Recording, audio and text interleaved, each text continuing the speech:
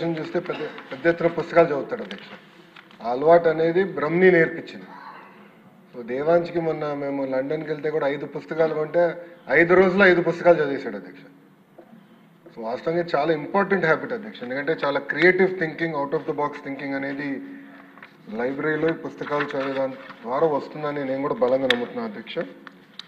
అధ్యక్ష, ఈ సబ్జెక్ట్ మీద మండలి బుద్ధప్రసాద్ గారు, పల్లె సుందరారెడ్డి గారు, గణబాబు గారు మాట్లాడారు అధ్యక్ష. మొదటి అంశం అధ్యక్ష, సెంట్రల్ లైబ్రరీ. సెంట్రల్ లైబ్రరీ గురించి గౌరవ సభ్యులు కూడా బుద్ధప్రసాద్ గారు పోయిన సమావేశాల్లో ప్రస్తావించారు ఒక సందర్భంలో. దానికోసం అధ్యక్ష సుమారుగా 150 కోట్ల రూపాయలు ఖర్చు అవుతుందని మేము అంచనా వేసాం. ఎందుకంటే మీరు కోరినట్టు వరల్డ్ క్లాస్ లైబ్రరీ కట్టాలి. అంటే కేవలం మన రాష్ట్రంలో కాదు, మన దేశంలో ఎక్కడ లేని విధంగా వరల్డ్ క్లాస్ లైబ్రరీ ఉండాలి. కేవలం ఇన్ఫ్రాస్ట్రక్చరే కాదు, మనకు కావాల్సిన మ్యాన్యుస్క్రిప్ట్స్ ఇవన్నీ కూడా మనకు చాలా ఉన్నాయి అధ్యక్ష. ఇవన్నీ కాపాడాల్సిన బాధ్యత మనందరిపైన ఉంది కనుక చేయాలని నిర్ణయం తీసుకున్నాం. ఈరోజు గౌరవ ఇండస్ట్రీస్ మినిస్టర్ గారు హౌస్లో లేరు, ఆయన కౌన్సిల్లో ఉన్నారు. టీజీ భరత్ గారు నేను ఇట్లానే సింగపూర్లో మాట్లాడుతున్నప్పుడు ఆయన పర్సనల్గా తీసుకుని శోభా డెవలపర్స్ అని వరల్డ్ వైడ్ వాళ్ళు ఉన్నారు అధ్యక్ష. వాళ్ళు యాక్చువల్లీ ఆంధ్రాకి సంబంధం లేని వారు. బట్ వాళ్ళు ముందుకు వచ్చి మీ రాష్ట్రం మంచి లైబ్రరీ చేస్తుందని మేము విన్నాము అని 100 కోట్ల రూపాయలు శోభా డెవలపర్స్ ఈరోజు ఆంధ్ర రాష్ట్రానికి వాళ్ళు డబ్బులు ఇస్తాం కూడా జరిగింది. ఇది వచ్చే 4 సంవత్సరాలు మేము ఖర్చు పెడతాం. మిగతా డబ్బులు రాష్ట్ర ప్రభుత్వము దాతలు జోడించి ఒక వరల్డ్ క్లాస్ లైబ్రరీ ఏర్పాటు చేస్తామని ఈ సభాముఖంగా నేను మీకు హామీ ఇస్తున్నాను. ఈ రోజు నుంచి కరెక్ట్గా 24 నెలలు టార్గెట్ పెట్టుకుని గౌరవ స్పీకర్ గారి సమక్షంలో ఓపెనింగ్ కూడా చేద్దామని గౌరవ సభ్యులకి నేను తెలియజేస్తున్నాను. రెండో అంశం అధ్యక్ష, వాస్తవంగా మనం ఒక్కసారి చూస్తే గౌరవ సభ్యులు చెప్పినట్లు పుస్తకాలు కొనుగోలు అనేది వాస్తవంగా సరిగా జరగట్లేదు. నేను డిపార్ట్మెంట్కి ఏం చెప్పానంటే అనేక గ్రేడ్ లైబ్రరీస్ ఉన్నాయి. అంటే గ్రేడ్ 1, గ్రేడ్ 2, గ్రేడ్ 3 లైబ్రరీలు ఉన్నాయి, జిల్లా గ్రంథాలయాలు ఉన్నాయి, రీజనల్ లైబ్రరీస్ కూడా ఉన్నాయి. అసలు ఒక్కొక్క లైబ్రరీలో మినిమం బుక్స్ ఏమేమి ఉండాలి అది నాకు క్లారిటీ ఇవ్వండి. సో వాళ్ళు మొన్న కొత్త లీడర్షిప్ ఎంచుకున్నాం.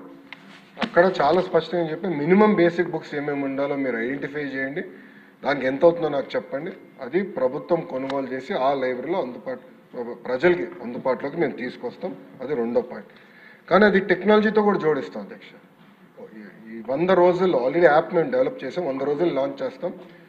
అన్ని లైబ్రరీస్ టెక్నాలజీతో ఇంటిగ్రేట్ చేసి ఎక్కడ ఏ పుస్తకాలు ఇంట్లో కూర్చొని ఒక నాకు ఈ పుస్తకం కావాలి, లైబ్రరీలో ఉందా లేదా, స్టాక్లో ఉందా లేదా, వేరే ఎవరైనా తీసుకున్నారా లేదా, అది ట్రాన్స్పరెంట్ మెకానిజం టెక్నాలజీతో జోడించి యాప్ ద్వారా అందజేయాలనేది ప్రభుత్వం నిర్ణయం తీసుకుందని గౌరవ సభ్యులు కూడా నేను తెలియజేస్తున్నా అధ్యక్ష. అంతేకాకుండా అధ్యక్ష, గౌరవ ముఖ్యమంత్రి గారు మన జరిగిన కలెక్టర్ కాన్ఫరెన్స్లో పెద్ద ఎత్తున డిజిటల్ లైబ్రరీస్ కూడా ఏర్పాటు చేస్తే బాగుంటుందని సూచించారు అధ్యక్ష. కేంద్ర ప్రభుత్వం అంటే గౌరవ ప్రధానమంత్రి గారి నాయకత్వంలో 1 నేషన్ 1 సబ్స్క్రిప్షన్ అనేది తీసుకొచ్చారు అధ్యక్ష. ఇది ప్రధానంగా యూనివర్సిటీస్కే పెట్టారు. కేంద్ర మంత్రితో నేను చర్చించి ఇది తప్పనిసరిగా పంచాయతీ లెవెల్ వరకు తీసుకెళ్ళి, ఇన్ఫాక్ట్ పొద్దునే డిస్కషన్ వార్డ్ GSWS గ్రామ సచివాలయం, వార్డ్ సచివాలయాలు ఉన్నాయి కనుక ఇన్ఫ్రాస్ట్రక్చర్ కొంతవరకు ఏర్పడింది. కానీ అక్కడ ఒక reading room, digital reading room ఏర్పాటు చేసి ఈ 1 నేషన్ 1 సబ్స్క్రిప్షన్ అనేది ఆ స్థాయికి తీసుకెళ్తే చాలా మార్పు వస్తుందని బలంగా నమ్మాం. అది కూడా చేస్తామని గౌరవ సభ్యులకు తెలియజేస్తున్న అధ్యక్ష. అదేవిధంగా జిల్లా గ్రంథాలయాలు ఇప్పుడు 13 ఉన్నాయి అధ్యక్ష. కానీ రాష్ట్రంలో 26 జిల్లాలు ఏర్పడినాయి. అది ఫైనాన్స్లోనే త్వరితగతిగా క్లియరెన్స్ తీసుకుని ఆ 26 జిల్లా గ్రంథాలయాలు కూడా బైఫర్కేషన్ ద్వారా ఏర్పాటు చేస్తామని గౌరవ సభ్యులకి తెలియజేస్తున్న అధ్యక్ష. దీంతో పాటు సెస్ గురించి గౌరవ సభ్యులు కూడా అడిగారు అధ్యక్ష. ఒకసారి కానీ సెస్ చూస్తే 22-23లో సుమారుగా 40% వచ్చింది, 23-24లో ఒక 45% వచ్చింది అధ్యక్ష. ఇప్పుడు ఒక 52% వరకు రెమిటెన్సెస్ జరిగినాయి అధ్యక్ష.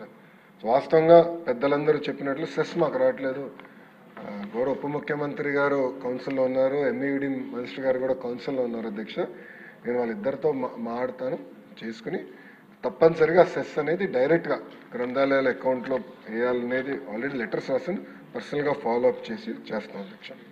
అంతేకాకుండా అధ్యక్ష ఇతర సభ్యులు అడిగారు పోస్ట్ గురించి, సుందరారెడ్డి గారు అడిగారు అధ్యక్ష. దాని వివరాలు నా దగ్గర రెడీగా లేవు, అది గౌరవ సభ్యురాలకి నేను సెపరేట్గా పంపిస్తానని తెలియజేస్తున్నాను అధ్యక్ష. కాంపిటేటివ్ ఎగ్జామ్స్కి కావాల్సిన పుస్తకాలు మన ప్రభుత్వం ఏర్పడిన వెంటనే, ప్రజాప్రభుత్వం ఏర్పడిన వెంటనే అది ఏర్పాటు చేసాం. ఆల్రెడీ అందుబాటులోకి వచ్చినాయని గౌరవ సభ్యులు తెలియజేస్తున్నాను అధ్యక్ష. గణబాబు గారి సూచన మేరకు తప్పనిసరిగా లైబ్రరీలు అన్నిటికీ స్టార్ రేటింగ్ ఏర్పాటు చేస్తాం. అద్భుతమైన సూచన మీరు ఇచ్చారు, తప్పనిసరిగా చేస్తాం. విశాఖపట్నం లైబ్రరీకి వచ్చేగల 20 కోట్ల రూపాయల బడ్జెట్తో ఒక మోడల్ లైబ్రరీ ఏర్పాటు చేద్దామని, దానికి ఏంటంటే కొన్ని సెపరేట్గా మీరు అన్నట్టు చిల్డ్రన్ కార్నర్ ఒకటి, యంగ్స్టర్స్కి ఒకటి, ఏజ్డ్ రీడర్స్ ఒకటి, టెక్నాలజీ కావాల్సిన డిజిటల్ యాక్సెస్ ఏర్పాటు చేసేదానికి, కేవలం పుస్తకాలుతో పాటు అదొక ప్లేస్ ఆఫ్ కాంగ్రిగేషన్, కమ్యూనిటీ కలిసి అందరూ కులం మతం ప్రాంతం అతీతంగా అందరూ వచ్చి కూర్చుని ఒక యాక్టివిటీ కూడా చేసుకునేటట్టు మేము ఆ సెంటర్ని రూపొందిస్తామని గౌరవ సభ్యులకి నేను తెలియజేస్తున్నాను అధ్యక్ష.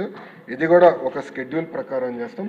ఆ ప్లాన్స్ అని సంబంధించిన ఎమ్మెల్యేలకి ఎంపీలు కూడా మేము షేర్ చేస్తాం. మీరు మీ సూచనలు కూడా ఇవ్వాలని గౌరవ సభ్యులందరూ కూడా నేను తెలియజేస్తున్నాను అధ్యక్ష. మండలి బుద్ధప్రసాద్ గారు చెప్పినట్లు ఇది చాలా కీలకమైన అంశం, మేము చాలా సీరియస్గా తీసుకుంటాం. ఇది తీసుకుని మేము డెలివర్ చేస్తాం. మీరు అన్నట్టు పిల్లల్లో ఈ పుస్తకాలు చదవాలనే అలవాటు రావాలి. చిన్న వయసులోనే అలవాటు అవుతే ఈ ఫోన్లకి అన్నిటికీ కొంతవరకు దూరంగా ఉంటారు. ఆపేస్తారని నేను అన్ను, కొంతవరకైనా దూరంగా ఉంటారని బలంగా నమ్ముతున్నాను. అది మా ఇంట్లోనే మేము పాటిస్తున్నాం. దానివల్ల ఎంత మార్పు వచ్చిందో దేవాంశం నేనే చూశాను స్వయంగా. ఇది ఒక ప్యాషన్ సబ్జెక్ట్ నాకు, తప్పనిసరిగా మేము సీరియస్గా తీసుకుంటాం. రాబోయే 6 నెలల్లో ఈ లైబ్రరీస్లో మార్పు అనేది మీరు చూస్తారు. మంగళగిరి నియోజకవర్గంలో ఒక మోడల్ లైబ్రరీ, ఎందుకంటే నేను కూడా అన్ని 175 నియోజకవర్గాల్లో ఒక మోడల్ లైబ్రరీ కూడా ఉండాలని ఒక నిర్ణయం తీసుకున్నాం. దానికి ఎలా ఉంటే బాగుంటుంది అనేది మంగళగిరిలో మేము ఆల్రెడీ ఏర్పాటు చేస్తున్నాం. ఎండ్కి వచ్చింది వర్క్, అక్టోబర్లో మేము ప్రారంభిస్తాం.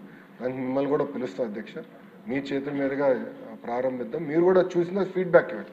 ఇచ్చి ఒక మోడల్ ఐడెంటిఫై చేస్తే 175 నియోజకవర్గాల్లో ఒక మోడల్ లైబ్రరీ ఏర్పాటు చేసి, ఇదంతా ఇప్పటివరకు హార్డ్వేర్ గురించి మాట్లాడు. ఇప్పుడు సాఫ్ట్వేర్ కూడా ఏంటంటే ప్రతి నెల ఎలాంటి యాక్టివిటీస్ చేయాలి లైబ్రరీలో, అంటే పిల్లల్ని ఆకర్షించుకునే విధంగా ఎలా చేయాలి, ఎండాకాలం సెలవులు వస్తే ఎలాంటి యాక్టివిటీస్ పెట్టాలి, ఇదంతా కూడా చర్చిస్తున్నాం.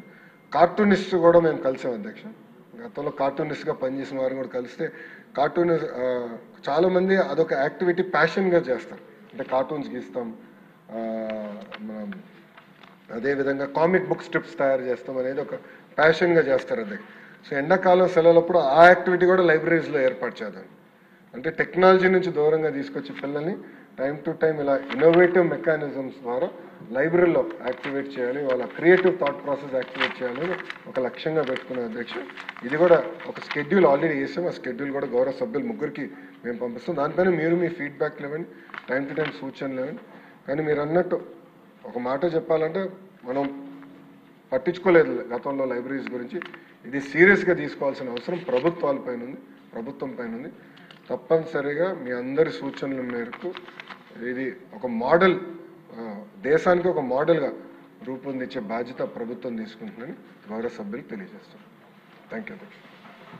Question number 869.